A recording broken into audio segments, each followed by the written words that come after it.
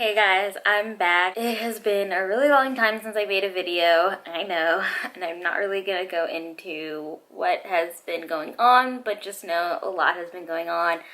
I went on vacation to Italy, which was really fun, so a lot of like good and bad things going on. So it's not like anything horrible that happened that made me stop, and I kind of wanted to take a break from social media, including making videos for a while. So I'm finally back, and I want to start off by talking about a book that I just recently read called Queenie by Candice Carty-Williams. This was one of the books that I was anticipating in my 2019 releases, and I got a chance to pick it up and read it while I was in Italy, and I want to talk about it. So yeah, let's just get into the review. So this is described as a modern day take on the Bridget Jones Diary, and the other thing that sets this apart from Bridget Jones Diary is that the main character, named Queenie, is a Black female. So it takes place in London, very much like Bridget Jones Diary does, but to me that's really where the similarities end. I think if you come into this thinking, oh, it's going to be like Bridget Jones Diary,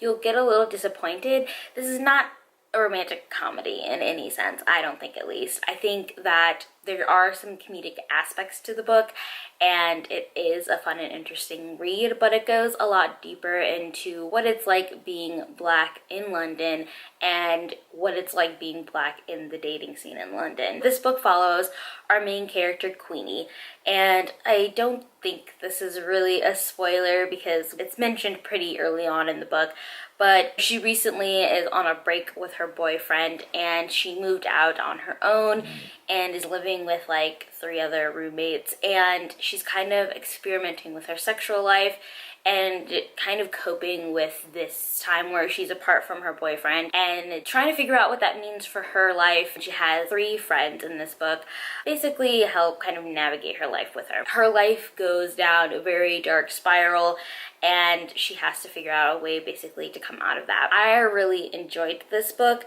but I think the first half of the book is a little confusing if you are coming into it thinking it's like Bridget Jones's Diary. It's a little more R-rated in terms of like her sexual adventures with these other men as she's like kind of figuring out what this break means with her boyfriend and what she's allowed to do during this break. You kind of just see Queenie going darker and darker and kind of spiraling into this really weird situation where she's being very self-destructive, and that was hard to get through.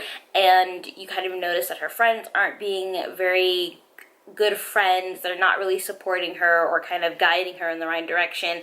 They're kind of just joking about the different situations that she gets into. She starts having a sexual relationship with one of her co-workers, and it gets her into a lot of trouble, as well as she's like not doing well at her job where she's writing for like a magazine. So basically Queenie's life in the first half of the book is really just going down the spiral.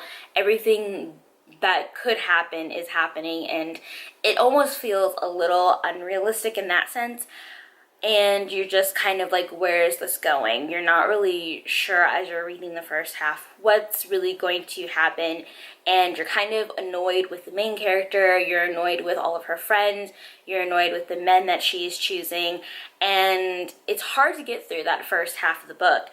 But once you get through that half, it all makes sense. And I think that's the part I don't want to spoil.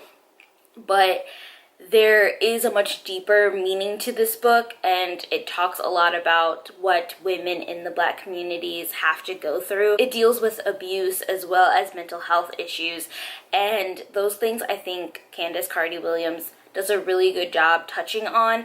She touches on a lot of the stigma in the Black communities. As you get past that first half, you really do start to find this deeper connection to Queenie.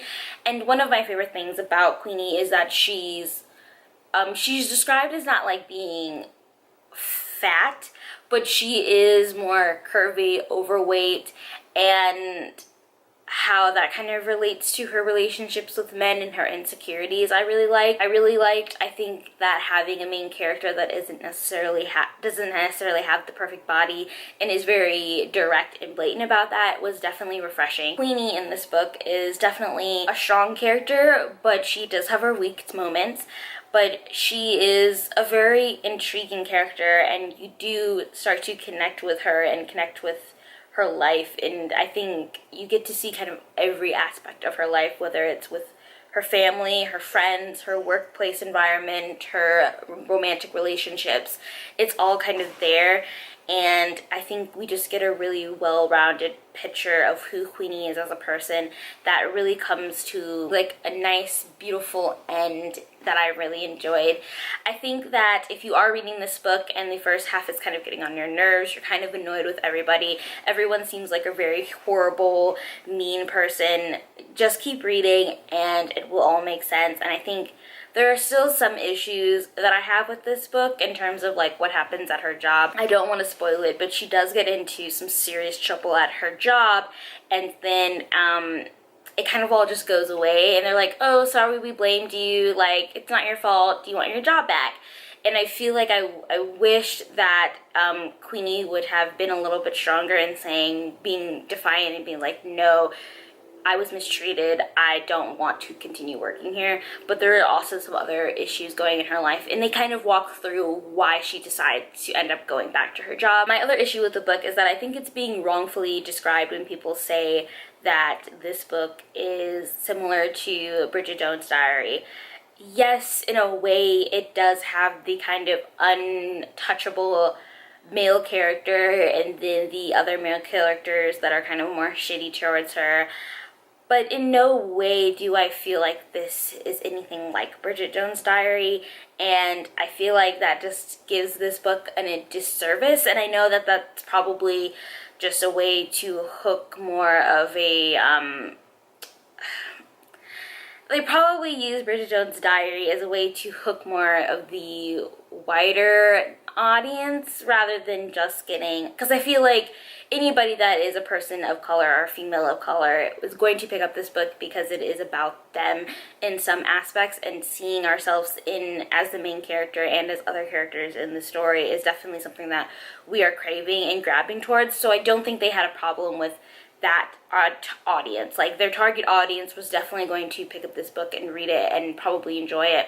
But I think having the description of Bridget Jones' Diary brings in the potential for other females to check out this book, and I think in a way that's good, because I think this is important for people that are not of color to kind of understand what it's like to go through these issues and have these strong stigmas in place. But I just think it just was a false advertisement. It's just so much more, so much better, and I really enjoyed it, and I hope that everyone picks it up and makes it through those kind of weird first half of the book where it's kind of like very destructive and you're not really sure where it's gonna head. But it's definitely headed in a direction that will all make sense in the end, and it's very impactful in my opinion.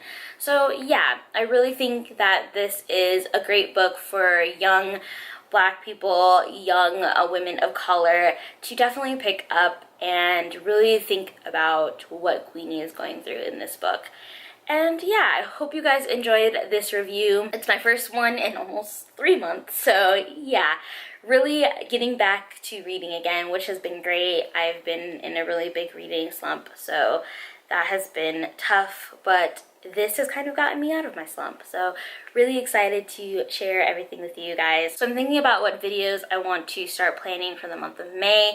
There's a ton of books that I purchased while I was in Italy, so a lot of them are more like art books, and then some of them are more based on, some of them are in Italian, and then some are like just random fiction books. So if you'd be curious to know what books I got in Italy, let me know in the comments, and then I can make a video about that. Or if you just want to know about my trip in general, I'd be glad to share that as well. This is the first video of a long break, but I'm glad to be back in the booktube community, and I'm really happy to be making videos again. So thanks everyone for watching, and I hope you guys enjoyed this video, and I will see you guys very soon, and that is a promise I will be sure to keep. Alright guys, talk to you soon. Bye.